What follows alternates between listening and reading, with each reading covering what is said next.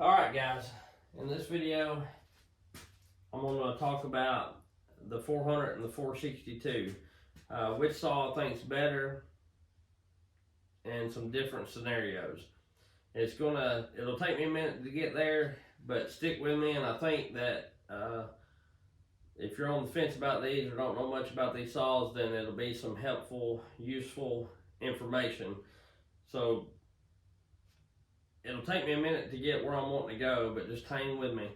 And if you're just now finding my channel and you haven't done so already, if you would subscribe. It's free, it don't cost nothing. And if you want to, like and hit the bell too. But if you'd subscribe, that would be greatly appreciated. But anyway, with these two saws, I want to point out which saw I would pick stock and which saw I would pick if they was ported, and the reasons why. So both of these saws are pretty comparable. You know, this 400 here is 66 something cc's and this is 71 cc's or something like that. But anyway, nonetheless, and as far as size and weight, they're both pretty close, which I've got a 28 on the 462, a full wrap, large clutch cover, and I've got, you know, the half wrap, a 24-inch bar, the small clutch cover, and right now they're weighing in about 1.5 pounds difference, with this 462 being about 1.5 pounds heavier.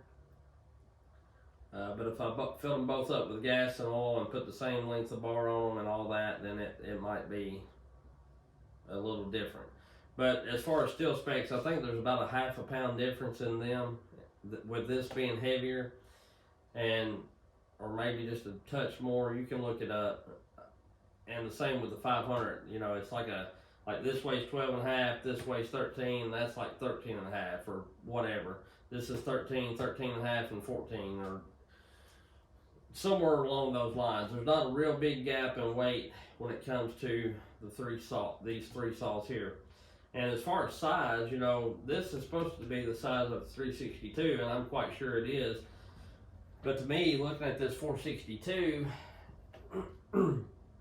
just looking at them and running them, when they both got the same size bar, there is not a noticeable difference in the size to me or weight. It might be if I carried one all day, you know, cutting in the woods or climbing hills or whatever, logging with it, you know, I might be able to tell a little bit of a difference. But anyway, so with that out the window, you know, if you're wanting a lighter saw, then yeah, I guess the 400 would be a little better option. But if weight ain't too much of a factor, then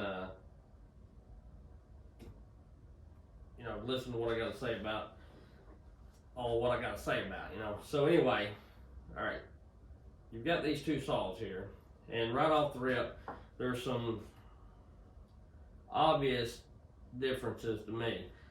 The 462 has a stronger oiler. It's got an oiler like the 500 and the 661 does. It's got the pin. You can pop the pin in and open that dude on up, and it oils really good. No need. I mean, you could run a 3-foot or a 42-inch bar on it, and it would oil it just fine. The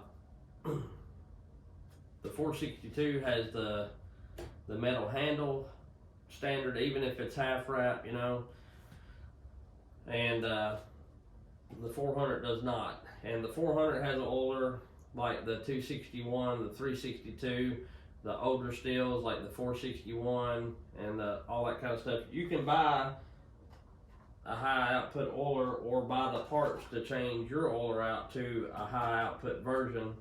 And there's like 3 different versions. Brian Two Berries has some really good oiler videos for these steels on this particular model, and like the 362 and all that. And you can also get the metal handle for this. You have to order the full wrap kit for the 362, and it'll give you a large clutch cover and the metal. But anyway, you know, Gordy sells the suspension kit for this saw. I really like it. He doesn't sell the kit for this saw, but you can make a kit.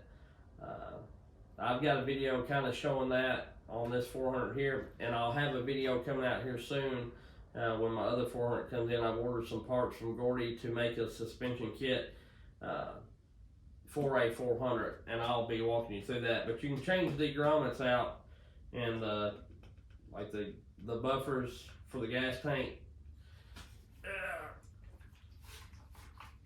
like right here and right here, to like the 661 buffers that Gordy sells,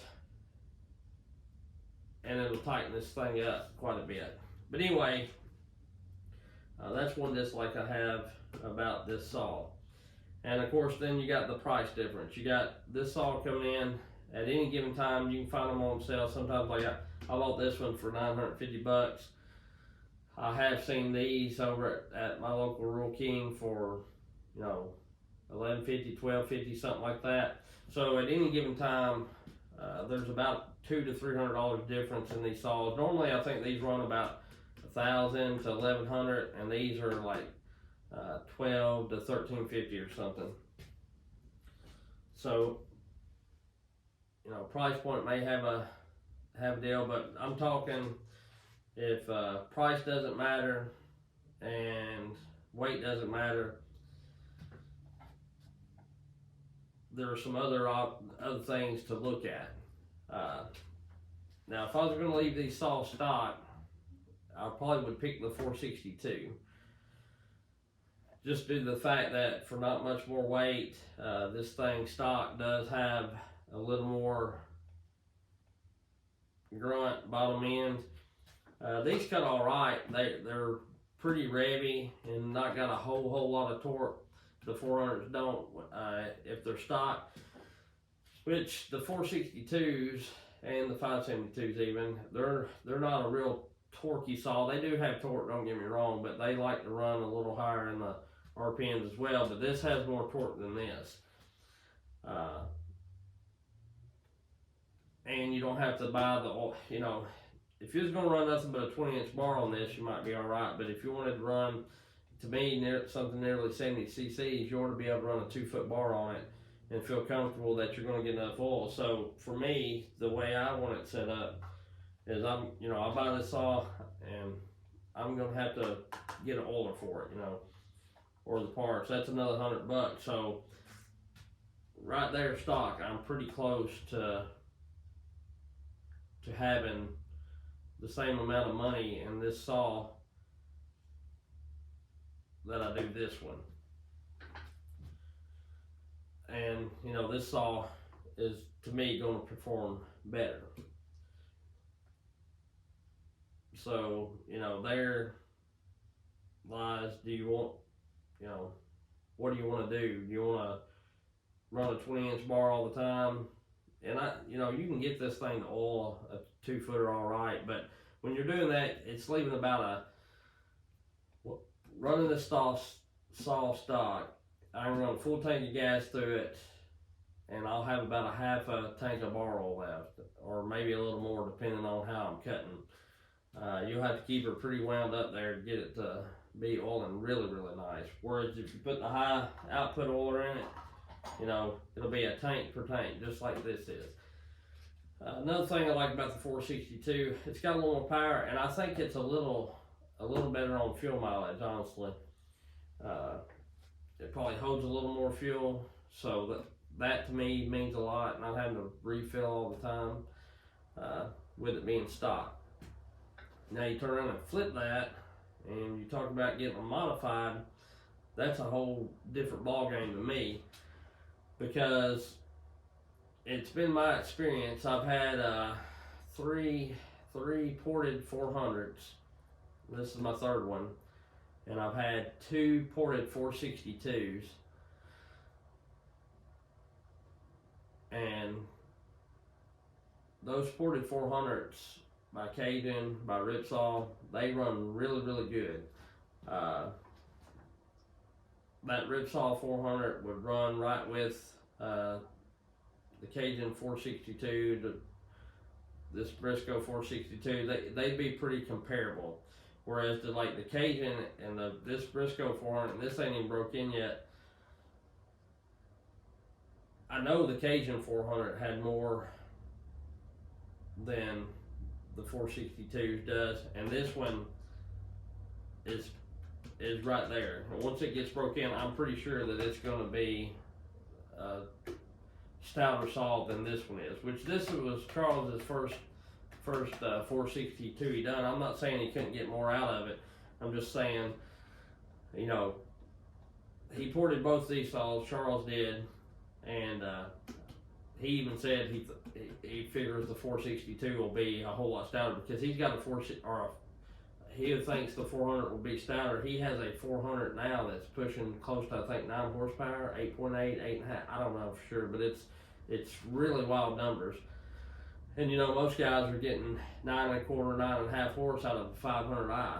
So these 400s,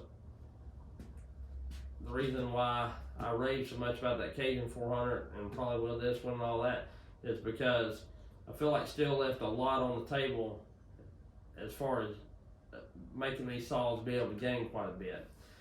And like Cajun told me on the 462 he done for me, he said he could make it hotter, but you know, he said, do you care if I epoxy the intake and do all that kind of stuff? And I said, well, no, you know, you ain't got to do all that. I'm just wanting to work saw. And the saw cut great. Like, it cut as good as any 572 I've had. Any saw I've ever had ported, it cut fine.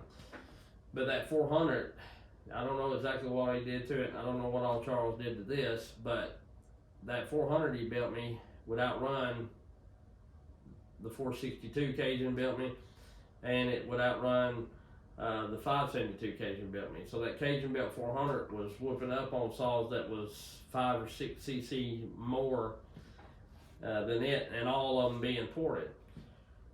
And so you look at it like that, and it's like, dang, you can get a little lighter saw and still have less money in it. Because if you get both these ported, you know, you've got a saw, just say on average, it costs you $400 by the time you pay the porting fee and the shipping back or whatever, you know.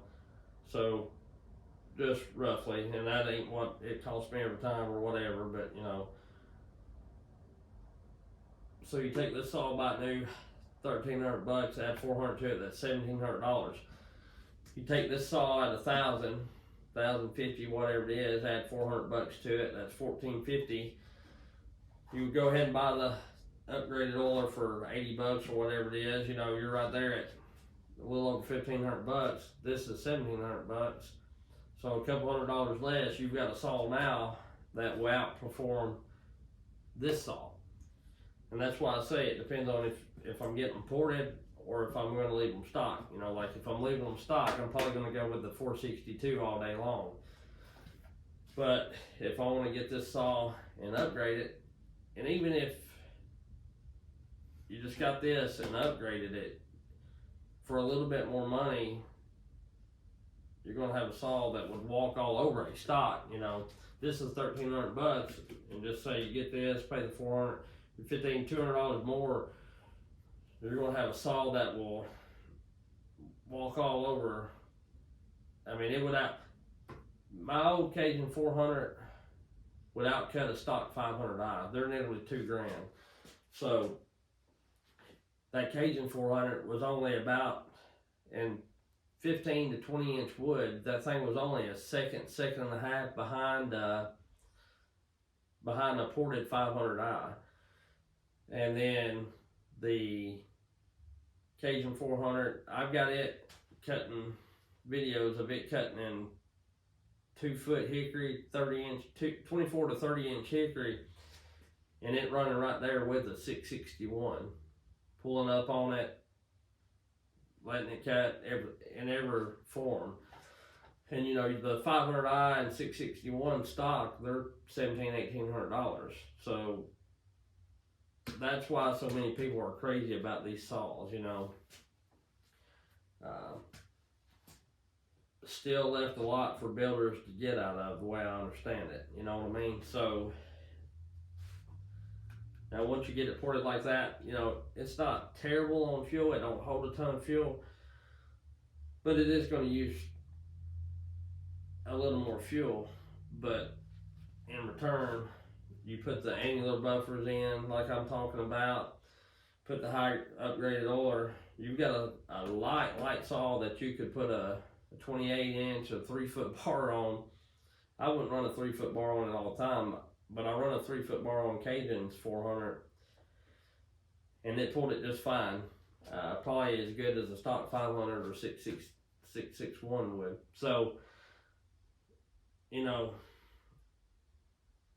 you can take it or leave my advice. You know, I'm just trying to give my input here, which I know everybody knows that, but I'm just really trying to iterate how much these things gain from being ported by somebody that knows what's going on. And like I say, this thing is not even broke in. It's got like 4 tanks on it, and this Briscoe 400, and I can already lean on it harder than I can that ported 309 500i.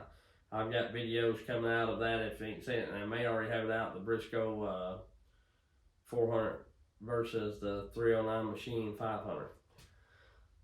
And the chain wasn't exactly the same. Of course, I'm running a 2 foot and then a 20H, but still, yet you're talking ported 66 versus a ported 80, 80 cc's. So, and you're talking, I got this saw on sale for like $950, so $1,200 saw versus a $2,100 saw, $1,000 difference, and this thing is gonna cut right there with it.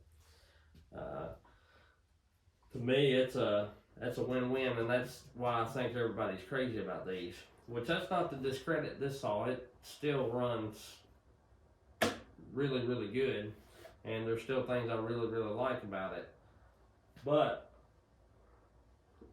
excuse me, you do just a little bit to this, and it's going to be a really fun saw. Now, I don't know how long they'll last like that. I run that Cajun 400 for about a year and a half, and I cut with it quite regular. And every time I tore that muffler cover off to just check it out and make sure everything was still looking good, it looked like it did the day I bought it, no wear marks, no scratches or nothing. And I mean, I put that thing through the ringer. I pulled up on it with 2 hands and cut big stuff with it, so it's amazing what these little 400s will do. So that's just my 2 cents. And I made a video a while ago, a 500i versus 661, why I would pick the 661. And since then, as I run these saws, I've kind of changed my mind on that. I think the 500i takes the cake on most things. So I'd rather run it than the 661 now. And if you're interested, I'll make a video telling why of that too. And I may do it anyway, whether you're interested or not. If you want to watch it, you can. If not, that's fine too. But anyway, so yes, that's just my input on these 2 saws. I don't know about I've had a couple people talking about that new 400. As far as stock goes, and I've said it in another video, but I'll say it again. I think the new 400 is not going to be too far behind this one, because the base horsepower and the kilowatts and all that are right there, pretty close together. And I've seen Machinery Nation cutting with that new 400. It looks like it's got a little more torque than this one does.